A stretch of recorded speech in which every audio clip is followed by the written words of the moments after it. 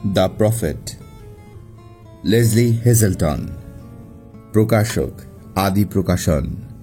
প্রচ্ছদ আদনান আহমেদ রিজন। প্রথম প্রকাশ মে 2021। The first Muslims. এই বইটি আসলে এক অবাক করা মানুষের অনবদ্য জীবন কাহিনী। যে মানুষটির প্রচারিত ধর্ম আজ প্রায় ১৫০০ বছর পরে সে পালন করছে প্রায় ১৫০ কোটিরও বেশি মানুষ। যে পৃথিবীর আলো বাতাসে একদিন তিনি বুক ভরে নিঃশ্বাস নিয়েছেন, বদলে দিয়েছেন সে পৃথিবীটিকেই। মোহাম্মদ নামের সেই মানুষটির জীবনকাল ইতিহাসের কষ্টি পাথরে ভীষণ রকমের গুরুত্বপূর্ণ, কিন্তু কেবল এই মুসলমানদের মাঝে ছাড়া তার শ্বাসরুদ্ধকর নাটকীয় জীবন কাহিনী কোনো এক অদ্ভুত কারণে পুরো দুনিয়ার সিংহভাগ মানুষই জানে না, কোনোদিন হয়তো শোনেওনি। দ্য ফার্স্ট মুসলিম বইতে লেসলি হেজেলটন সেই জীবনীকেই যেন জীবন্ত করে তুলে এনেছেন অক্ষরবন্দি করে। প্রাচীন বইগুলোকে আশ্রয় করে সমসাময়িক ইতিহাসবিদদের বিশ্লেষণে তিনি তুলে এনেছেন ১৫০০ বছর আগের হেজাজের মরুভূমিকে। বাদ যায়নি কিছুই। ইতিহাস, ধর্ম, রাজনীতি, মানসিকতা সবকিছুর আলোকেই তিনি খুঁজে পেতে চেয়েছেন মোহাম্মদ ইবনে আবদুল্লাহ নামের এক মানুষকে, যার জীবন যেন নানা আবরণে আবৃত। এতিম অনাথ মোহাম্মদের শিশুকাল পেরিয়ে ক্ষমতাহীন এক ব্যবসায়ী থেকে ক্ষমতাবান এক শাসক বনে যাওয়া, স্বল্প খ্যাত থেকে খ্যাতির শীর্ষে ওঠা, একে একে উঠে এসেছে সকল ঘটনাই। যে শিশু জানত না কোনোদিনই ভবিষ্যতে কি ঘটতে চলেছে তার জীবনে, তিনি কিভাবে বদলে দিলেন পুরো পৃথিবীর মানচিত্র। কিভাবে এক বণিক পরবর্তীতে ন্যায়িক দিকপাল হয়ে প্রতিষ্ঠা করলেন সাংবিধানিক এক নগরী। মক্কা তাড়িত মরুচারী কি করে ফিরে এলেন মক্কা বিজেতা হয়ে। চমৎকারভাবে গবেষণা আর গভীর অনুসন্ধান শেষে লেসলি হেজেলটন লিখেন তার দ্য ফার্স্ট মুসলিম বইটি, যেটি পড়লে মনেই হয় না আপনি কোনো জীবনী গ্রন্থ পড়ছেন, বরং মনে হচ্ছে এক উত্থানের রোমাঞ্চকর গল্প পড়ছেন। কিন্তু গল্পটা সত্যি, কখনো আদর্শবাদী, কখনো বাস্তববাদী, কখনো ধর্মপ্রচারক, কখনো শাসক বিচারক, কখনো লড়ছেন যুদ্ধের ময়দানে, আর কখনো অহিংসা আর দয়ার নিদর্শন। কখন কি কারণে কবে কেমনটি হয়েছিলেন তিনি। দ্য ফার্স্ট মুসলিম কেবল সেই মানুষটির জীবন কথাই নয়, বরং তার চিরস্থায়ী এক কিংবদন্তি। শতকোটি মানুষের অন্তরের বিশ্বাসে তিনি স্রষ্টা প্রেরিত সর্বশেষ নবী। ইংরেজিতে লেখা দ্য ফার্স্ট মুসলিম বইটি বাংলাদেশের পাঠকের জন্য উপযোগী করে ভুল সংশোধনপূর্বক কিছু অতিরিক্ত ব্যাখ্যা বা টিকা যোগ করে লেখিকার অনুমতি নিয়েই দ্য প্রফেট নামে প্রকাশিত হচ্ছে।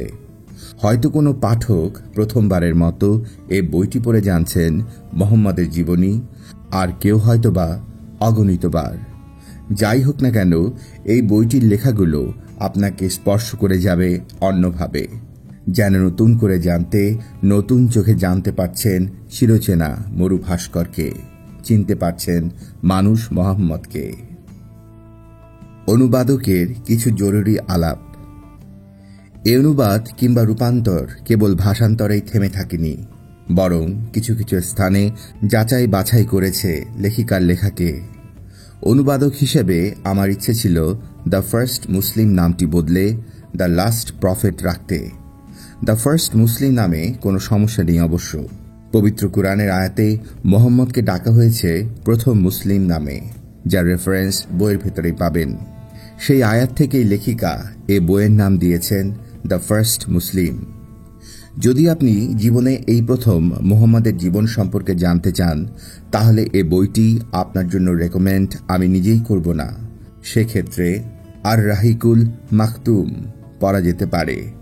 ছোটবেলার পাঠ্যপুস্তকে আমরা পড়ে আসতাম, ইসলাম এসেছে সালাম শব্দ থেকে, যার মানে শান্তি।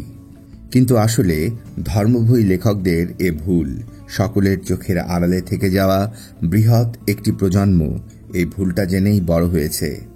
অথচ লিসানুল আরব বা যে কোনো প্রসিদ্ধ আরবি অভিধান ঘাটলেই জানা যায় ইসলাম শব্দটি এসেছে সালামা থেকে, যার অর্থ আত্মসমর্পণ, স্রষ্টার কাছে সমর্পণ। মুসলিম অর্থ স্রষ্টার কাছে আত্মসমর্পণকারী। কিন্তু আমি যখন বইটি নিয়ে কাজ করা শুরু করি, আন্তর্জাতিক পেঙ্গুইন প্রকাশনী থেকে অফিসিয়াল অনুবাদের নথিপত্র জোগাড় করি, তখন অনেকেই একটি মৃদু আপত্তির সুর তোলেন। কারণ কুরআনের অন্যত্র অন্যান্য নবীকেও প্রথম মুসলিম বলা হয়েছে, কাউকে বা পুরো মানব জাতির, আর কাউকে বা কেবলই তার নিজের জাতির প্রথম মুসলিম হিসেবে। পবিত্র কুরআনের কয়েকটি আয়াত থেকে নিতে চেয়েছিলাম দ্য ফার্স্ট মুসলিমের পরিবর্তে দ্য লাস্ট প্রফেট নামখানা, কারণ কুরআনের অন্যত্র আর কাউকেই এ নামে অভিহিত করা হয়নি। কিন্তু লেখিকা এতে পুরোপুরি রাজি না হয়ে বিকল্প নামের প্রস্তাব করলেন, দ্য প্রফেট।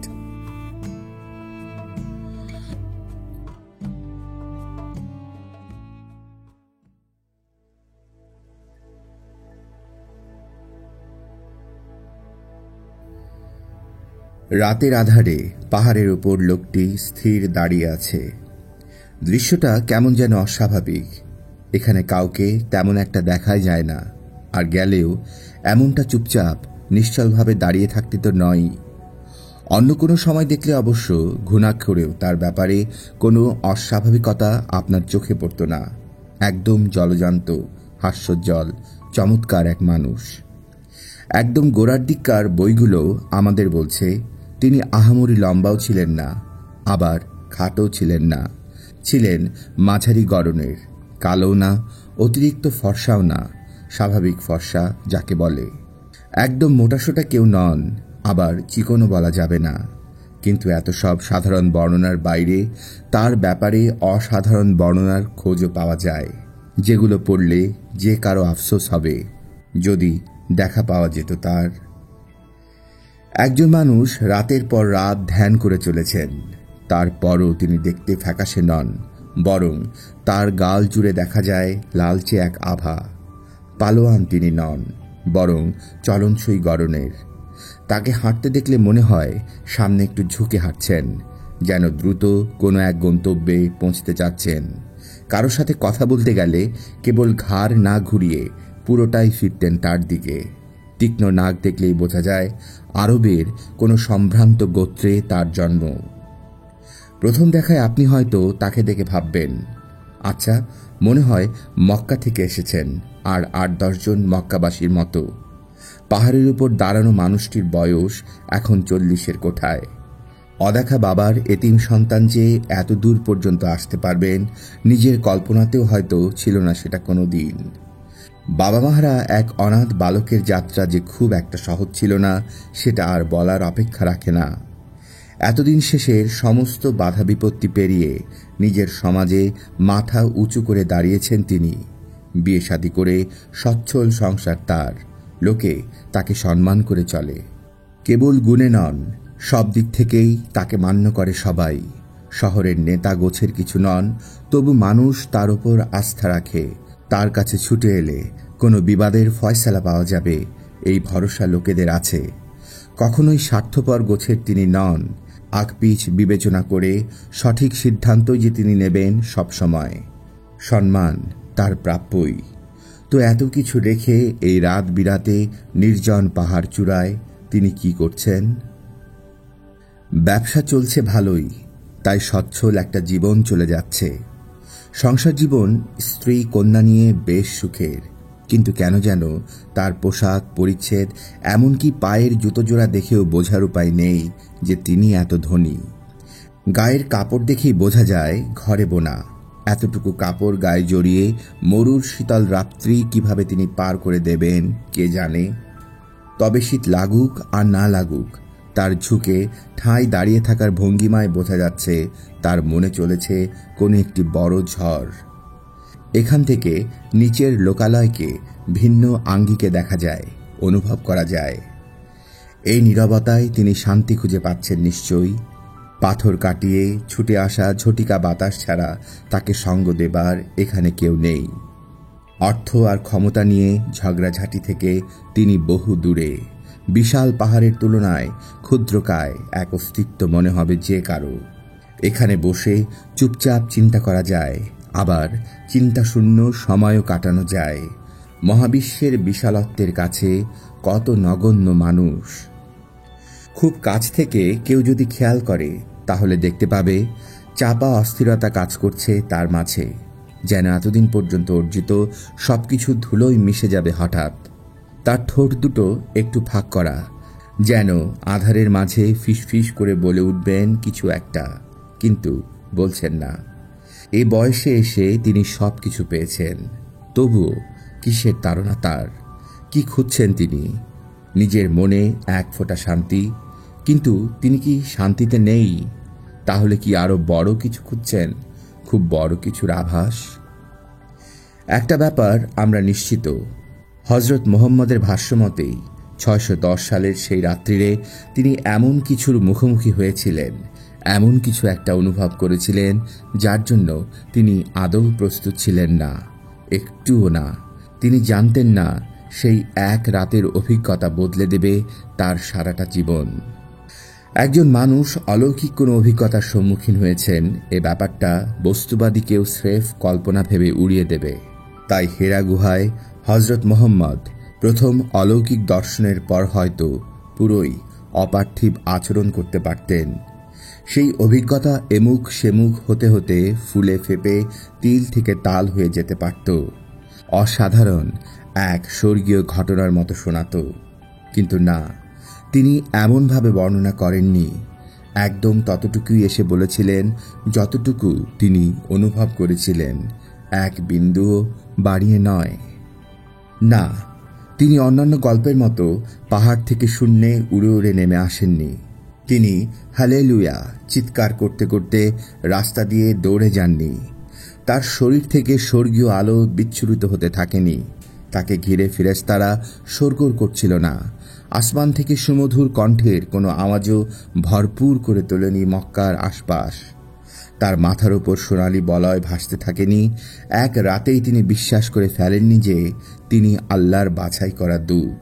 সন্দেহ দূর হতেও সময় লেগেছিল তার। পুরো কুরআন সে রাতে নাজিল হয়নি, কেবল মাত্র কয়েকটি আয়াত। মোদ্দা কথা, মুহাম্মদ যা করেছিলেন তা আগেকার যুগের সেসব কিংবদন্তির গল্পের সাথে একদমই মেলেনি। যখন সন্তমুনি ঋষিরা স্বর্গীয় আভার খোঁজ পেতেন, এ থেকেই বোঝা যায় তিনি যে একদম সত্য কথাই বলেছিলেন, বানিয়ে নয়। বরং তিনি প্রায় নিশ্চিত ছিলেন যে এই মাত্র যা ঘটে গেল তার সাথে, সেটা সত্য হতে পারে না। নিশ্চয়ই কোথাও ভুল হচ্ছে, কিংবা ভ্রম। ফেরেশতা নয়, তার কাছে সম্ভবত খারাপ জিন এসেছে, কিংবা তাকে জিনে ভর করেছে। জিনে ভর করার ব্যাপারে তার এতটাই সন্দেহ হয়েছিল যে সেখান থেকে ঝাঁপিয়ে পড়ার চেষ্টা করার কথাও শোনা গিয়েছিল বলে বুখারীর হাদিসে উল্লেখ পাওয়া যায়। তাও তিনি জিনে ভর করার লোক হতে চান না। অবশ্য হাদিসের এই অংশটি হাদিস বিশারদগণ দুর্বল বলেছিলেন। হেরা গুহা থেকে তিনি স্বর্গসুখে বেরিয়ে আসেননি, প্রচণ্ড ভয় নিয়ে বেরিয়ে আসেন। দৃঢ় বিশ্বাস নিয়ে নয়, সন্দেহ নিয়ে তিনি বের হলেন। একটা বিষয় নিয়ে তিনি শতভাগ নিশ্চিত, এমনটা তার ক্ষেত্রে হবার কথাই ছিল না, কোনো দিনই না। অন্তত এই মধ্যবয়সী মানুষটির সাথে এমনটি হবার কথা নয়, যিনি কিনা এক বিন্দু শান্তির খোঁজে এসে ঐশী দায়িত্ব পেয়ে গেলেন। প্রাণনাশ নিয়ে তার চিন্তা না হলেও পাগল হয়ে গেলেন কিনা সেই চিন্তা তার মাথায় ঘুরপাক খেতে লাগল। অনেক রাত একাকী কাটিয়ে কি পাগলামি শুরু হলো তার? নূর পাহাড়ের হেরা গুহায় সেই রাতে যা হয়েছিল সেটি যে ঐতিহাসিকভাবে সত্য, তার প্রমাণ হিসাবে মুহাম্মদের এই মানবিক প্রতিক্রিয়াকেই তুলে ধরা যায়। যদি নাটকীয় কাহিনীর অবতারণা হতো, তাহলে সন্দেহের তীর ছুড়ে দিতে পারতেন অনেকেই। এটা শতভাগ নিশ্চিত যে মুহাম্মদ সত্যি সত্যি এমন ঘটনার সম্মুখীন হয়েছিলেন এবং তিনি দিকবিদিক শূন্য হয়ে পড়েন। ভয় ছিল তার তাৎক্ষণিক প্রতিক্রিয়া, আর এরপর মেনে না নেয়ার অনুভূতি। সত্যি বলতে এমন ঘটনার পর স্বর্গসুখ অনুভবের কথা নয়। যদি কেউ মনে করে এরকম ক্ষেত্রে উৎফুল্ল অনুভব করার কথা, তবে সে বোকার স্বর্গে বাস করছে। মুহাম্মদের ভয় ছিল খুবই বাস্তব, এতটাই বাস্তব আর মানবিক যে যুগে যুগে রক্ষণশীল মুসলিম সমাজ তার নবুয়তের রাত্রে পাহাড় থেকে ঝাঁপিয়ে পড়তে চাওয়ার ইচ্ছার কথা উল্লেখ করেন না, যদিও সেটা প্রথম দিককার জীবনী গ্রন্থগুলোতে বলা আছে। লোকশ্রুতি হিসাবে বুখারীর মতো হাদিস গ্রন্থেও আছে। অবশ্য একটু আগে যেমনটি বলা হলো, মুসলিম হাদিস শাস্ত্র নিয়ে যারা গবেষণা করেন তারাই বর্ণনাকে দুর্বল বা বানোয়াট বলে উল্লেখ করেছেন। তবে তিনি ঝাঁপিয়ে পড়তে চেয়েছিলেন কি চাননি, তার চেয়ে বড় কথা হলো সেই সময়ে তার অনুভূতি ছিল ভয়ঙ্কর। কিন্তু এই নবুয়তের গোড়ার দিকে সন্দিহান সময়টুকু নিয়ে কথা বলতেই নারাজ প্রথাগত মুসলিম সমাজ। এতে করে নবীর পরিপূর্ণতা বা ত্রুটিহীনতায় দাগ পড়ে যায় বলে তারা মনে করেন। কিন্তু এই ভয় বা সন্দেহ যে বরং মুহাম্মদের মানবিকতাকে বড় করে তোলে, তার পরবর্তী 23 বছরের অসাধারণ যাত্রাকে মহিমান্বিত করে তোলে আরও, সেটা তারা বোঝেন না। ঠিক এ কারণেই নবী মুহাম্মদকে যতটা দেখানো হয়, মানুষ মুহাম্মদকে ততটা দেখা হয় না। তাই তিনি ব্যক্তিজীবনে মানবিকভাবে কেমন ছিলেন, কি তার অনুভূতি, সেগুলো নিয়ে প্রায় কথা হয় না। এ পাশটুকু অন্ধকার রেখে কেবল ধর্মীয় পাশটুকুই তুলে ধরা হয় অনেক বেশি। শতভাগ ত্রুটিবিহীন জীবনের প্রতিচ্ছবি তুলে ধরতে গিয়ে তার মানবিক জীবনধারা যেন এক প্রকারের উপেক্ষিতই রয়ে যায়। বিশ্বজুড়ে মুসলিমদের কাছে হযরত মুহাম্মদ হলেন আদর্শতম মানুষ। তিনি নবী, তিনি আল্লাহর রাসূল।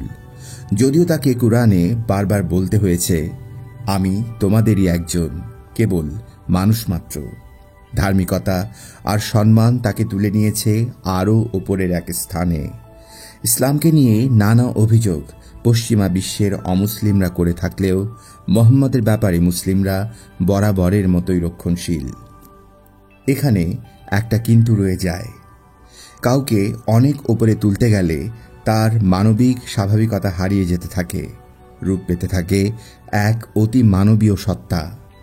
তাই ধর্মীয় দিক থেকে মুহাম্মদকে নিয়ে কোটি কোটি শব্দ লেখা হলেও ধর্মের বাইরে গিয়ে মানুষ মুহাম্মদকে নিয়ে নির্মোহ শব্দ লেখা হয়তো লাখেও পাওয়া যাবে না, যদিও সেই নির্মোহ বাক্যগুলো আসলে প্রশংসাই হতো।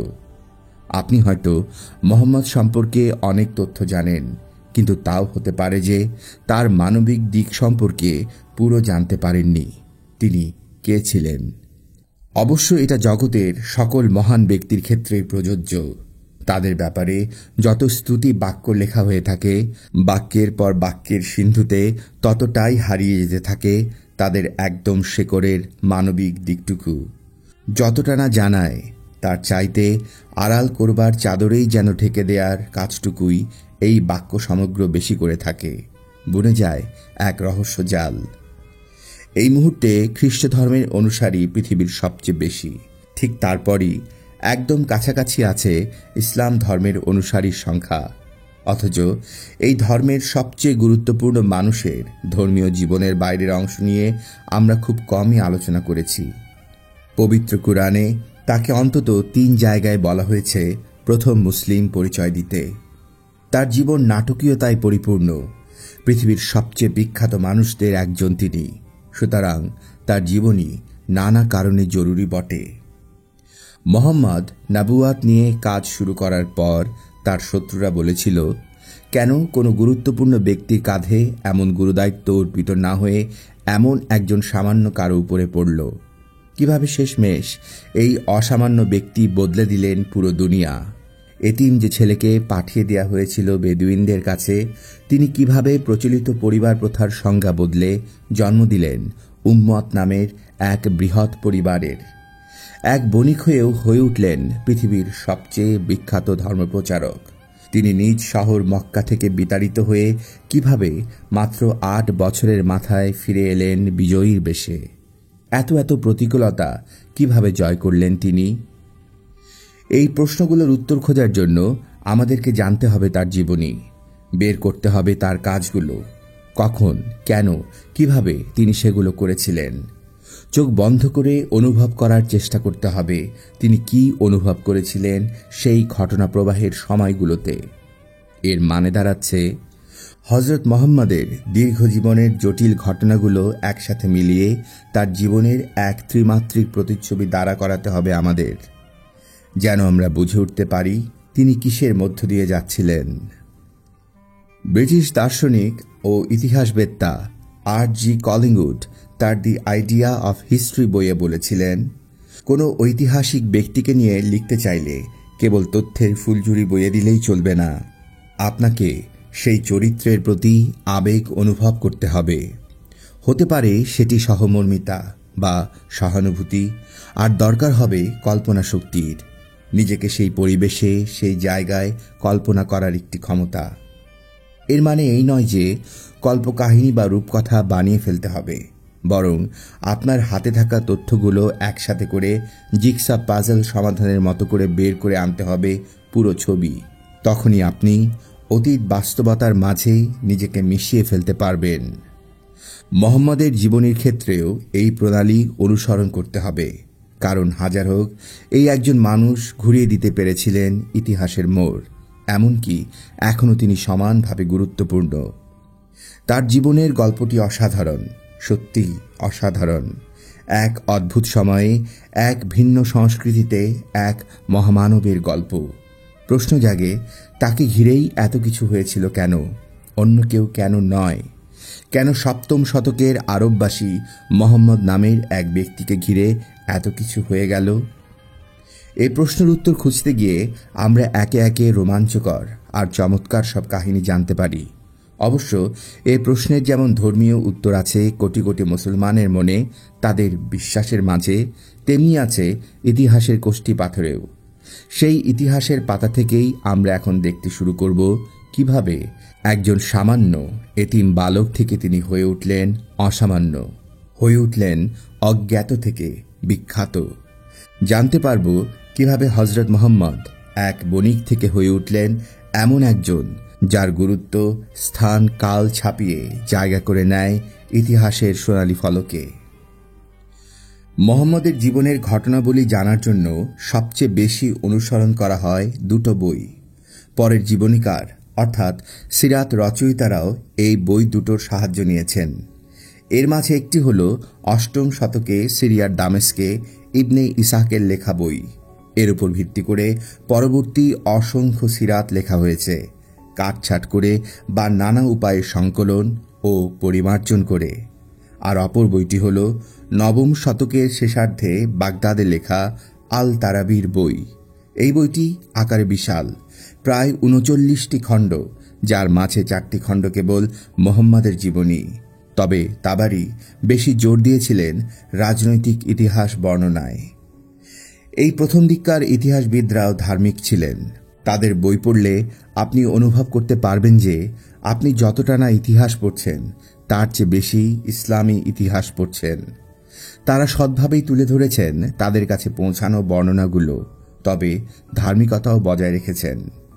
ইতিহাস আর ধর্মের মাঝের বেড়ার ব্যাপারে তারা বেশ সতর্ক। তারা জানতেন মৌখিক ইতিহাস কলমের কালিতে রূপান্তরিত হবার আগ পর্যন্ত ধার্মিকতা আর স্মৃতিপ্রখরতার কি কি স্তর পেরিয়ে আসতে হয়। যদি তাদের লেখায় ভুল থাকে তবে সেটা তাদের নিজেদের নয়, বরং তাদের কাছে পৌঁছানো বর্ণনাতে। আজকের দিনে মৌখিক ইতিহাসের সাথে আমরা হয়তো পরিচিত নই, কিন্তু তৎকালে এটাই ছিল প্রধান। একই ঘটনার পরস্পর বিরোধী বর্ণনা থাকলে তারা দুটোই তুলে ধরেছেন, সিদ্ধান্ত ছেড়ে দিয়েছেন পাঠকদের হাতে। ইবনে ইসাকের বই পড়তে গেলে দেখবেন একটু পরপর বলা হচ্ছে কথিত আছে যে, কিংবা আমাকে বলা হয়েছে তেমনটাই, এবং যখনই পরস্পর বিরোধী আলাপ এলো তখন লেখক বলেছেন এর মাঝে কোনটা সত্য সেটা কেবল আল্লাহ ভালো জানেন। অর্থাৎ তিনি পুরো ইতিহাস তুলে ধরছেন ঠিকই, কিন্তু বিতর্কের বিষয়ে আল্লাহ মালুম নীতি টেনে দিয়েছেন। এতে ইতিহাসও যেমন রক্ষা হলো, ধর্মও টিকে থাকল। মোহাম্মদ বাদে আরেকজনের জীবনী নিয়ে এত কথা বলা হয়েছে কিংবা বাদানুবাদ হয়েছে, তিনি হলেন যীশু খ্রিস্ট বা হযরত ঈসা। তবে জিসাস সেমিনারের মতো দলগুলোর কারণে আমরা এখন গসপেল বা সুসমাচারগুলোর বাইরেও এক মানবিক যিশুর বর্ণনা পাই।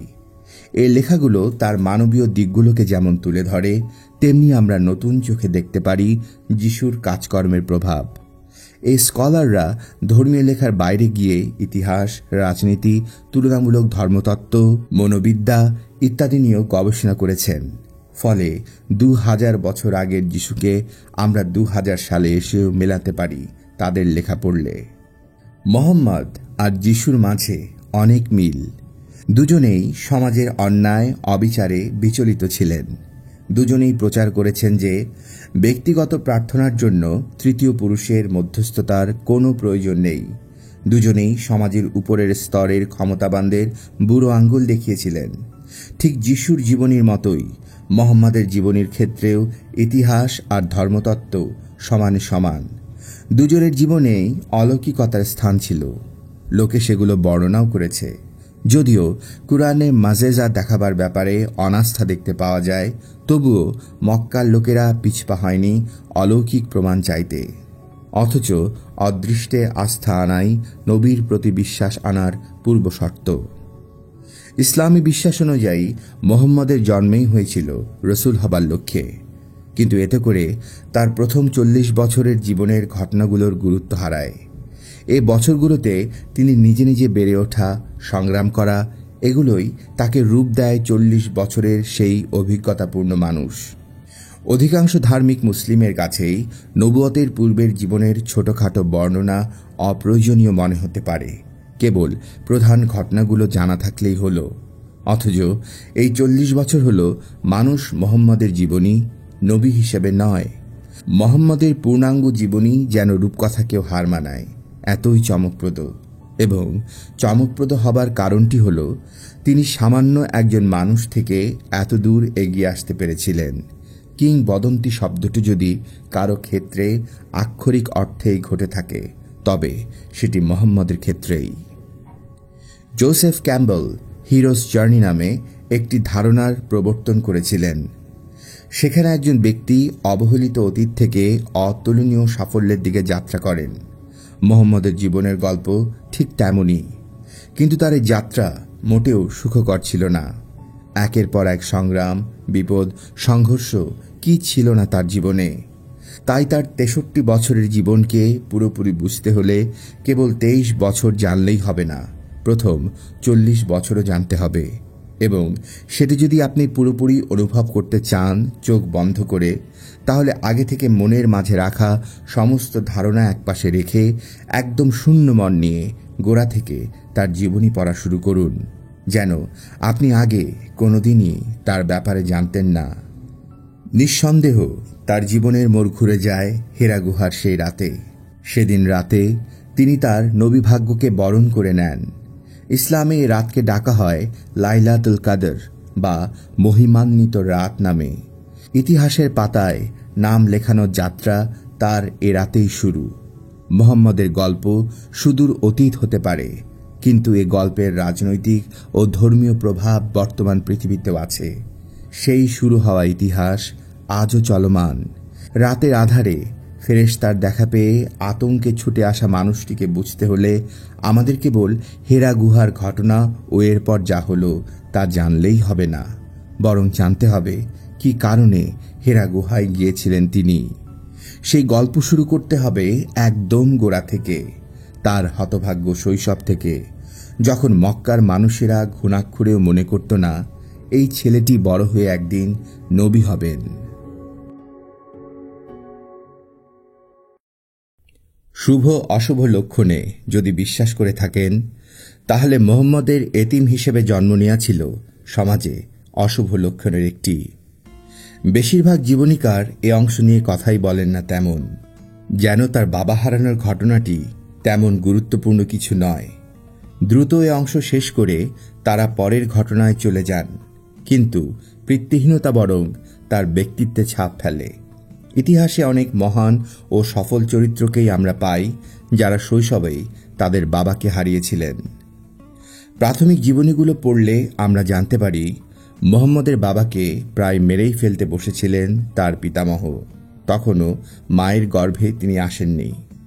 যদিও শেষমেশ তিনি বেঁচে যান, তিনি মারা যান তার পরিবার থেকে বহু দূরে। তার যে একটা ছেলে হতে চলেছে সেটাও তিনি জানতে পারেননি। তার দাদা আব্দুল মুত্তাল্লিব ছিলেন মক্কার শাসক কুরাইশ বংশের সম্মানিত নেতা, স্থানীয় এক কিংবদন্তি। তরুণ বয়সে তিনি জমজম কূপ খনন করে উন্মোচন করেন, যার ফলে কাবা প্রাঙ্গণে পানির প্রবাহ শুরু হয়। ধীরে ধীরে তীর্থযাত্রীরা এসে ভিড় জমাতে শুরু করে মক্কায়, ফলে ব্যবসা ভালো হতে থাকে। জমজম কূপের কিংবদন্তি মক্কার সকলেই জানত, কিন্তু সত্যি সত্যি সেটা যে কেউ আবিষ্কার করে ফেলবে সেটা ভাবতে পারেনি কেউ। লোকে বলতো নবী ইব্রাহিমের স্ত্রী হাজেরার পুত্র ইসমাইলের কল্যাণে এ কূপের জন্ম, কিন্তু কালের গর্ভে হারিয়ে যায় জমজম। এর অবস্থানও সবাই ভুলে যায়। অবশেষে আব্দুল মুত্তালিব খুঁজে বের করেন জমজম কুয়া। কথিত আছে এ কুয়া আবিষ্কারের পর অলৌকিক ব্যাপার স্যাপার ঘটেছিল, যেমন কুয়ার প্রবেশমুখে এক ভয়াল সাপ পাহারা দিচ্ছিল। কেউই এগোতে সাহস পাচ্ছিল না। হঠাৎ আকাশ থেকে এক ঈগল পাখি এসে ছোঁ মেরে নিয়ে যায় সাপটিকে। কেউ বা বলে সেই কুয়াতে অজস্র ধনরত্ন পাওয়া যায়, জহরত খচিত তরবারি থেকে শুরু করে সোনায় বানানো হরিণ। তবে আরেকটি ঘটনা জানতে পারি আমরা, যার সাথে কিনা ইব্রাহিমের নিজ পুত্রকে উৎসর্গ করার ঘটনার মিল পাওয়া যায়। যেহেতু আব্দুল মুত্তালিব জমজম কুয়ার আবিষ্কারক, তাই তার দাবি অনুযায়ী তার কুরাইশ বংশের হাসিম গোত্র হয়ে দাঁড়ায় এই কুয়ার একচ্ছত্র পানি বন্টনাকারী। তারা তীর্থযাত্রীদের পানি দিত। এ ব্যবসাটি প্রচুর লাভের মুখ দেখে। কুরাইশ বংশের 4 প্রধান গোত্রের একটি ছিল এই হাসিম গোত্র। অবশ্যই মক্কায় আরও অনেক কুয়াই ছিল, কিন্তু কাবা ঘরের এত কাছে, এত কেন্দ্রে ছিল না কোনোটাই, আর কোনোটার পানি এত সুমিষ্ট ছিল না। আর কিংবদন্তির কথা তো বাদই দেয়া যায়। ব্যাপারটা মোটেও অবাক করার মতো ছিল না যখন কুরাইশ বংশের অন্য গোত্রের প্রধানরা তাকে চ্যালেঞ্জ করে বসলেন এ কুয়ার মালিকানার ব্যাপারে। তিনি এমন এক প্রতিশ্রুতি দিয়ে সবাইকে চুপ করিয়ে দিলেন যেটি অকল্পনীয় ছিল। তিনি বললেন, যদি তার 10 জন পুত্র জন্মায় এবং প্রাপ্তবয়স্ক হতে পারে, তাহলে এই জমজম কুয়ার পাশে কাবা প্রাঙ্গণে তাদের একজনকে তিনি সবার সামনে কুরবানি দেবেন। এই ওয়াদা পেয়ে কেউ আর কথা বাড়ায়নি। মানুষ কুরবানি দেবার চিন্তাটা ভয়ঙ্কর। সকলেই ইব্রাহিম ও ইসমাইলের কাহিনী জানত। কথিত ছিল কাবার অভ্যন্তরে একমাত্র যে জিনিসটি রক্ষিত, সেটি সেই ভেড়ার শিং, যাকে ইসমাইলের বদলে কুরবানি দেয়া হয়েছিল। তাছাড়া শিশু মৃত্যুর হার এখানে এত বেশি, সেই মক্কায় কারো 10 জন প্রাপ্তবয়স্ক পুত্র হবে এটা হয়তো কেউই ভাবেনি, যতই স্ত্রী তার থাকুক না কেন। কিন্তু সবাইকে অবাক করে দিয়ে 570 খ্রিস্টাব্দের আগেই আব্দুল মুত্তালিবের 10 জন পুত্র সন্তান প্রাপ্তবয়স্ক হয়ে গেল। শুধু যেনতন পুত্র ছিল না তারা, একদম শতগুণে গুণান্বিত। ইবনে ইসহাক লিখেছিলেন, তাদের মতো এত রাজকীয় দেখতে পুরুষ আর ছিলই না। এত চমৎকার তাদের দীর্ঘ নাক, এত সম্ভ্রান্ত তাদের বংশ পরিচয়। হ্যাঁ, লম্বা নাক খুব আকর্ষণীয় ধরা হতো তৎকালীন আরবে। বেজেন্টাইন গ্রিকদের বোচা নাককে তারা পছন্দই করত না। তাদের ডাকা হতো হলুদ মানুষ নামে।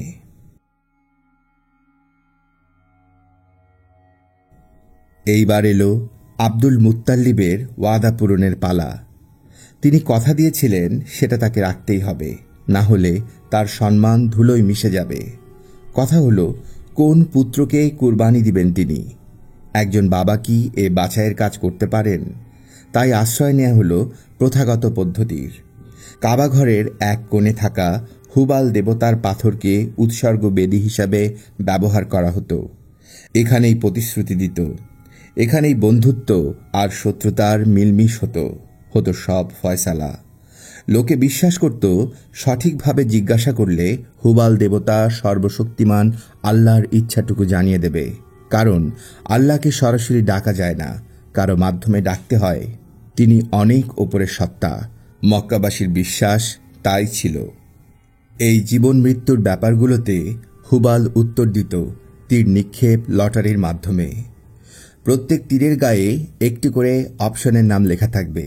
যদি সময় নিয়ে প্রশ্ন আসত, তাহলে তীরগুলোর গায়ে লেখা হলো এখনই, পরে, কখনোই না, অথবা 1 সপ্তাহের মাঝে বা 1 মাসের মধ্যে। মন্ত্রপাঠের পর কোনো ছাগল বা উট কোরবানি করা হতো হুবালের উদ্দেশ্যে। এরপর হুবালের পুরোহিতেরা তীরগুলোর একসাথে করে জোট বাঁধত উপর দিকে মুখ করে। এরপর যেটা করা হতো সেটা একদম মিলে যায় সুদূর চীন দেশের পুরনো ভবিষ্যৎ কথক উপায়ের সাথে, যেখানে ই চিং পদ্ধতিতে ইয়ারো গাছের ডাটা ব্যবহার করা হতো, আর আরব দেশে তীর। সবগুলো তীর উপরের দিকে নিক্ষেপ করার পর মাটিতে পড়বে সেগুলো। এর মাঝে যেটি হুবালের দিকে সবচেয়ে বেশি মুখ করে থাকবে ওটি হলো উত্তর। এবারের ঘটনায় 10 পুত্রের নামে 10টি তীর। পুরো শহরবাসী এক অস্থিরতা নিয়ে জড়ো হলো দেখতে কি ঘটে, কেউ কি কুরবান হবে। সবাই একদম নিশ্চুপ যখন তীরগুলো এসে পড়ল মাটিতে। হুবালের দিকে ফিরে থাকা তীরের গায়ে নাম উচ্চারণ করা হলো। সবাই চিৎকার করে উঠল। একদম গ্রিক ট্র্যাজেডি গল্পের মতোই সেই তীরের নাম ছিল আব্দুল মুত্তাল্লিবের কনিষ্ঠ পুত্র আব্দুল্লাহর। একবার নয়, 3বার একই নাম। আব্দুল্লাহর পিতার দাড়ি যদি ততদিনে সাদা না হয়ে থাকত তবে সে মুহূর্তে নিশ্চিত সাদা হয়ে যেত, কিন্তু তার হাত বাঁধা, কিছুই করার নেই। শুধু যে নিজের সম্মানের প্রশ্ন তাই নয়, তার গোত্রেরও সম্মানহানি হবে তিনি পিছপা হলে। তার অন্য পুত্রদেরও কিছু করার নেই। হুবালও আর কিছু জানালো না। আব্দুল মুত্তাল্লিব তার পুত্র আব্দুল্লাহকে হাঁটু গাঁটতে বলে ছুরি বের করার পর হুঁশ ফিরল অন্যদের। তারা বলল, হুবাল নিশ্চয়ই এটা বোঝাতে চায়নি, এর পেছনে কোনো গুরু অর্থ থাকার কথা। একজন কাহিনের সাথে আলাপ করে দেখা যায়, আর আরবের সবচেয়ে বিখ্যাত কাহিনকে তো আব্দুল মুত্তাল্লিব চেনেনি, তার সাথে না হয় কথা বলেই আসা যাক। কাহিন মূলত পুরোহিতদের মতোই, তবে তারা জিনের সাহায্য নিয়ে ভবিষ্যৎ বলতে পারত বলে দাবি করত। হিব্রুতেও অবশ্য পুরোহিতদের কোহেন বলা হয়। প্রশ্নের উত্তর দিতে বললে এই কাহিনরা ধ্যানে বসে যেত, এরপর স্বাভাবিক হয়ে উত্তর দিত।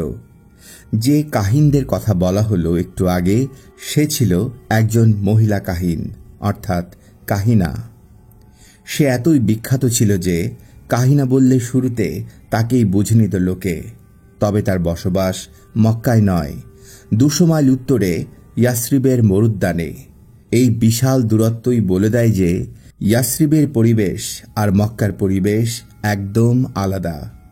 এই ইয়াসরিবই পরবর্তীতে মদিনা নামে পরিচিত হয়। যে জিনদের বাণী এই কাহিনা শুনতে পায় তারা মক্কার নয়, বরং ইয়াসরিবের। তাই হুবালের এই দুর্বোধ্য আদেশের ভিন্ন কোনো অর্থ হয়তো তাদের কাছে পাওয়া যাবে। হয়তো এই কাহিনার সাহায্য নিয়ে আব্দুল মুত্তাল্লিব তার এই প্রতিশ্রুতি থেকে মুক্তি পেতে পারেন। কাহিনা যদি বলে আপনাকে কুরবানি দিতেই হবে আব্দুল্লাহকে, তবে তাই না হয় করবেন তিনি। অন্য ছেলেরা বোঝালো, কিন্তু যদি সে অন্য কিছু পরামর্শ দেয় যাতে করে আব্দুল্লাহ বেঁচে যায়, তবে সেটি মেনে নেবেন। পিতা আর পুত্ররা উটের পিঠে চড়ে বসল, আর 7 দিনের মাথায় পৌঁছে গেল মদিনায়, তৎকালীন ইয়াসরিবে। সাথে করে কাহিনা আর তার জিনদের জন্য উপহার সামগ্রী। প্রশ্ন শুনতে পেয়ে ধ্যানে মগ্ন হয়ে পড়ল কাহিনা। তার চেহারার দিকে চেয়ে রইল সবাই। ভেতরে ভেতরে দুশ্চিন্তায় মারাই যাচ্ছে। কাহিনার শরীর কাঁপতে লাগল অদৃশ্য কারো উপস্থিতিতে। তার মুখ থেকে বেরিয়ে আসছে অস্পষ্ট সব বাণী বিড়বিড় করে। এরপর নীরবতা, দীর্ঘ নীরবতা। ধীরে ধীরে কাহিনা স্থির হয়ে এলো। এরপর চোখ খুলে গেল। চোখ খুলতেই কোনো জ্ঞানের উপদেশ বেরিয়ে এলো না, বরং ছুটে এলো একটি প্রশ্ন। মক্কায় কারো ব্লাড মানি বা রক্তের ক্ষতিপূরণ কত? অর্থাৎ খুনের বদলায় কত অর্থ পেলে মাফ করে দেয়া হয়?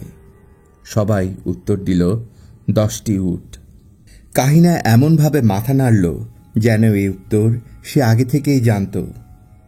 ফিরে যাও তোমাদের শহরে, কাহিনা বলল। সেই তরুণকে বের করে আনো। এরপর তোমাদের পবিত্র পাথরের সামনে 10টি উট জড়ো করো। এবার আবার তীর ছোড়ো নতুন করে। এবারও যদি সেই ছেলের নাম ওঠে তবে আরও 10টি উট যোগ করো। এরপর আবার তীর ছোড়ো।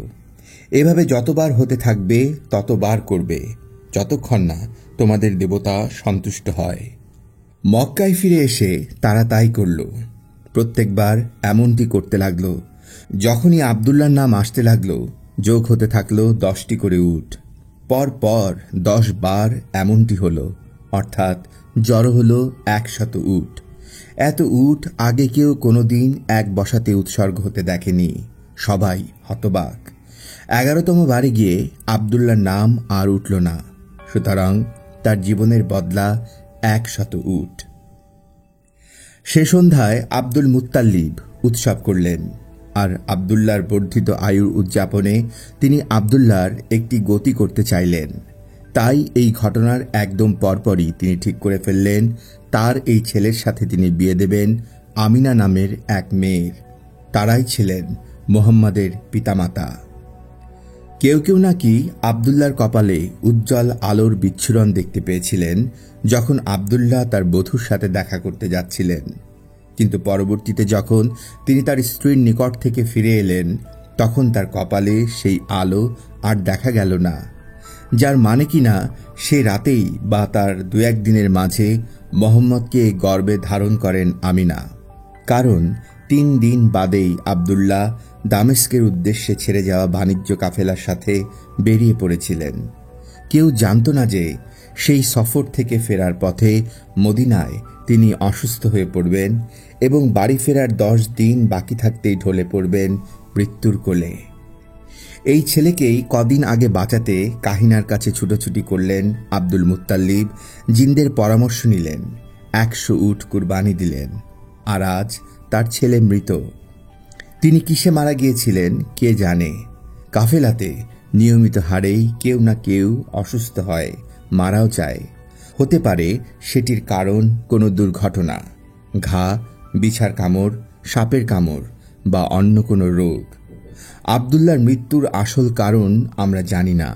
কেবল জানতে পারি যে কোনো এক অজ্ঞাত কবরে তাকে দাফন করা হয়। মৃত্যুকালে তিনি রেখে যান এক বিধবা আর গর্ভের এক এতিম শিশু, যার কথা তিনি কোনোদিনও জানতেও পারেননি। একটি সুন্দর সুখী পরিবারের গল্প হতে গিয়েও আর হল না। মোহাম্মদের জন্ম সম্ভ্রান্ত বংশে হল ঠিকই, কিন্তু পিতা হারানোতে গুরুত্ব কমে গেল তার বহুগুণে। যে মানুষদের হাতে এ মক্কা শহরের উন্নতি, তাদের সাথেই তার রক্তের সম্পর্ক। তবুও যেন এই সম্পর্কের পরিসীমার বাইরে তিনি নির্বাসিত। মক্কার মতো আরব এক সমাজে পিতৃহীন হয়ে তার জন্ম, যেখানে কিনা পিতার পরিচয়ই সবচেয়ে বড় করে দেখা হয়। 6ষ্ঠ শতাব্দীর মক্কা এতিম কিংবা বিধবাদের প্রতি মোটেও সদয় ছিল না। বাবা ছাড়া জন্ম হওয়া মানে উত্তরাধিকার পাওয়ার কোনো সম্ভাবনাই তার নেই। প্রাপ্তবয়স্ক হওয়ার আগ পর্যন্ত বাবার সম্পত্তির অধিকার কোনো ছেলে পায় না, আর বাবা যদি না থাকে তাহলে সে সম্পত্তির অধিকার চলে যায় প্রাপ্তবয়স্ক কোনো পুরুষ আত্মীয়ের কাছে, যার কাঁধে তখন দায় দায়িত্ব। প্রথাগতভাবে আরবের গোত্রীয় সমাজ ভালোই চলছিল এ নিয়ম কারণে। নিজের সম্পদের চেয়ে গোত্রীয় বৃহত্তর স্বার্থ দেখার মূল লক্ষ্য। এতে সবার দায় দায়িত্বই কারো না কারো উপর থাকে। কিন্তু সমস্যা হল, সদ্য ব্যবসায়িক লাভের মুখ দেখতে পাওয়া মক্কার এই পুরাতন মূল্যবোধগুলো ধীরে ধীরে হারিয়ে যেতে থাকে। তখন পুরো গোত্রের হাতে নয়, বরং বিশেষ কয়েকজনের হাতে ধনসম্পদ জড় হতে শুরু করে। নিজের আখের নিজেকেই গোছাতে হবে। কোথাকার কোন এতিম বালক কারো জন্য তখন আশীর্বাদান নয়, বরং একটি বোঝা মাত্র। তাও ভাগ্য ভালো শিশুটি ছেলে। মেয়ে হলে অবস্থা আরও খারাপ হতো। মেয়ে হলে তাকে খুব সম্ভবত রেখে আসা হতো মরুভূমির ঊষর বালুকা প্রান্তরে, কোনো শিকারী প্রাণীর খাবার হবার অপেক্ষায় ছোট্ট জীবনের শেষ মুহূর্তগুলো কাটত, কিংবা হয়তো জন্মের সাথে সাথেই মেরে ফেলা হতো। কারণ পুরুষতান্ত্রিক মক্কার সমাজে নারী শিশু নিধনের হার কনস্টান্টিনোপল, অ্যাথেন্স আর রোমের মতোই বেশি ছিল। এই শিশু নিধন প্রথা কুরআনে খুব জোর সহকারে নিষেধ করা হয়েছিল।